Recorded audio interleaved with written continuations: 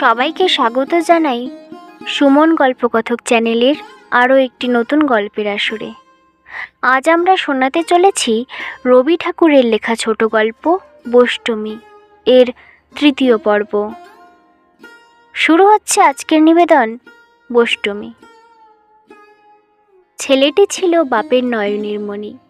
আমি তাহাকে যত্ন করিতে শিখি নাই বলিয়া তাহার বাপ কষ্ট পাইতেন, কিন্তু তাহার হৃদয় যে ছিল বোবা। আজ পর্যন্ত তাহার দুঃখের কথা কাহাকেও কিছু বলিতে পারেন নাই। মেয়ে মানুষের মতো তিনি ছেলের যত্ন করিতেন। রাত্রে ছেলে কাঁদিলে আমার অল্প বয়সের গভীর ঘুম তিনি ভাঙাইতে চাহিতেন না। নিজে রাত্রে উঠিয়া দুধ গরম করিয়া খাওয়াইয়া কতদিন খোকাকে কোলে লইয়া ঘুম পাড়াইয়াছেন আমি তাহা জানিতেই পারি নাই। তাহার সকল কাজই এমনি নিঃশব্দে। পূজা পার্বণে জমিদারদের বাড়িতে যখন যাত্রা বা কথা হইত, তিনি বলিতেন, আমি রাত জাগিতে পারি না, তুমি যাও, আমি এখানেই থাকি। তিনি ছেলেটিকে লইয়া না থাকিলে আমার যাওয়া হইবে না, এই জন্য তাহার ছুতা। আশ্চর্য এই, তবু ছেলে আমাকেই সকলের চেয়ে বেশি ভালোবাসিত। সে যেন বুঝিত সুযোগ পাইলেই আমি তাহাকে ফেলিয়া চলিয়া যাইব। তাই সে যখন আমার কাছে থাকিত তখনও ভয়ে ভয়ে থাকিত। সে আমাকে অল্প পাইয়াছিল বলিয়াই আমাকে পাইবার আকাঙ্ক্ষা তাহার কিছুতেই মিটিতে চাহিত না। আমি যখন নাহিবার জন্য ঘাটে যাইতাম, তাহাকে সঙ্গে লইবার জন্য সে আমাকে রোজ বিরক্ত করিত। ঘাটে সঙ্গিনীদের সঙ্গে আমার মিলনের জায়গা, সেখানে ছেলেকে লইয়া তাহার খবরদারি করিতে আমার ভালো লাগিত না। সেই জন্য পারতপক্ষে তাহাকে লইয়া যাইতে চাইতাম না। সেদিন শ্রাবণ মাস। থাকে থাকে ঘন কালো মেঘে দুই প্রহর বেলাটাকে একেবারে আগাগোড়া মুড়ি দিয়া রাখিয়াছে। স্নানে যাইবার সময় খোকা কান্না জুড়িয়া দিল। নিস্তারিণী আমাদের হেসেলের কাজ করিত। তাহাকে বলিয়া গেলাম, বাছা, ছেলেকে দেখিও, আমি ঘাটে একটা ডুব দিয়ে আসিকে। ঘাটে ঠিক সেই সময়টিতে আর কেহ ছিল না। সঙ্গিনীদের আসিবার অপেক্ষায় আমি সাঁতার দিতে লাগিলাম। দিঘিটা প্রাচীনকালের, কোন রানী কবে খনন করাইয়াছিলেন, তাই ইহার নাম রানী সাগর। সাঁতার দিয়া এই দিঘি এপার ওপার করা মেয়েদের মধ্যে কেবল আমিই পড়িতাম। বর্ষায় তখন কুলে কুলে জল।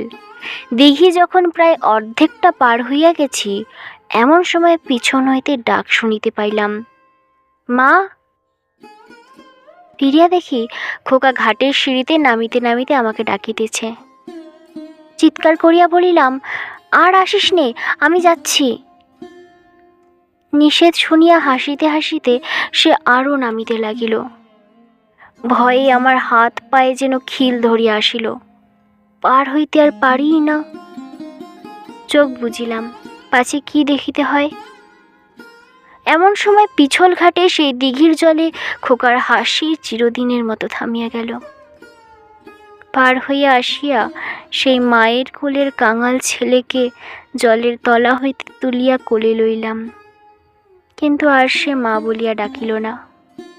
আমার গোপালকে আমি এতদিন কাঁদাইয়াছি, সেই সমস্ত অনাদর আজ আমার উপর ফিরিয়া আসিয়া আমাকে মারিতে লাগিল।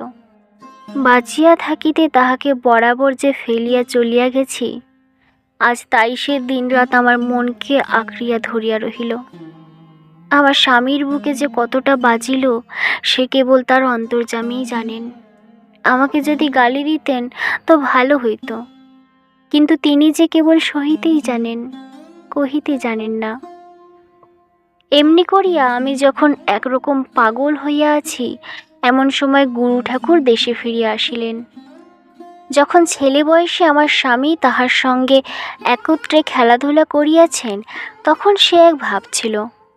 এখন আবার দীর্ঘকাল বিচ্ছেদের পর যখন তার ছেলে বয়সের বন্ধু বিদ্যালাভ করিয়া ফিরিয়া আসিলেন, তখন তাহার পরে আমার স্বামীর ভক্তি একেবারে পরিপূর্ণ হইয়া উঠিল। কে বলিবে খেলার সাথী? ইহার সামনে তিনি যেন একেবারে কথা কহিতে পারিতেন না। আমার স্বামী আমাকে সান্ত্বনা করিবার জন্য তাহার গুরুকে অনুরোধ করিলেন। গুরু আমাকে শাস্ত্র শুনাইতে লাগিলেন। শাস্ত্রের কথায় আমার বিশেষ ফল হইয়াছিল বলিয়া মনে তো হয় না। আমার কাছে সেসব কথার যা কিছু মূল্য, সে তাহারই মুখের কথা বলিয়া। মানুষের কণ্ঠ দিয়াই ভগবান তাহার অমৃত মানুষকে পান করাইয়া থাকেন। অমন সুধাপাত্র তার হাতে আর নাই। আবার ওই মানুষের কণ্ঠ দিয়াই তিনি তো সুধাও পান করেন। গুরুর প্রতি আমার স্বামীর অজস্র ভক্তি আমাদের সংসারকে সর্বত্র মৌচাকের ভিতরকার মধুর মতো ভরিয়া রাখিয়াছিল। আমাদের আহার বিহার ধনজন সমস্ত এই ভক্তিতে ঢাসা ছিল, কোথাও ফাঁক ছিল না। আমি সেই রসে আমার সমস্ত মন লইয়া ডুবিয়া সান্ত্বনা পাইয়াছি। তাই দেবতাকে আমার গুরুরূপেই দেখিতে পাইলাম। তিনি আসিয়া আহার করিবেন এবং তারপর প্রসাদ পাইব।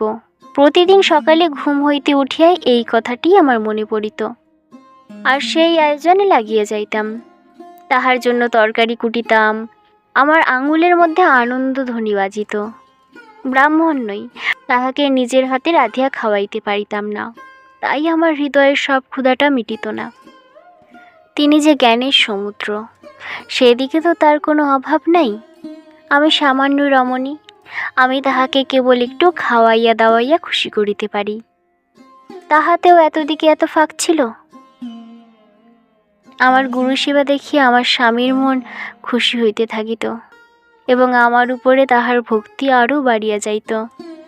তিনি যখন দেখিতেন আমার কাছে শাস্ত্র ব্যাখ্যা করিবার জন্য গুরুর বিশেষ উৎসাহ, তখন তিনি ভাবিতেন গুরুর কাছে বুদ্ধিহীনতার জন্য তিনি বরাবর অশ্রদ্ধা পাইয়াছেন। তাহার স্ত্রী এবার বুদ্ধির জোরে গুরুকে খুশি করিতে পারিল, এই তাহার সৌভাগ্য। এমন করিয়া 4-5 বছর কোথা দিয়া যে কেমন করিয়া কাটিয়া গেল তাহার চোখে দেখিতে পাইলাম না। সমস্ত জীবনই এমনি করে কাটিতে পারিত, কিন্তু গোপনে কোথায় একটা চুরি চলিতেছিল, সেটা আমার কাছে ধরা পড়ে নাই, অন্তর্যামীর কাছে ধরা পড়িল। তারপর একদিনে একটি মুহূর্তে সমস্ত উলটপালট হইয়া গেল। এখানেই শেষ হচ্ছে রবি ঠাকুরের লেখা ছোট গল্প বৈষ্ণবী এর 3য় পর্ব। ভিডিওটি ভালো লেগে থাকলে একটি লাইক, কমেন্ট এবং চ্যানেলটিকে সাবস্ক্রাইব করে দেবেন। সবাই ভালো থাকবেন, সুস্থ থাকবেন। ধন্যবাদ।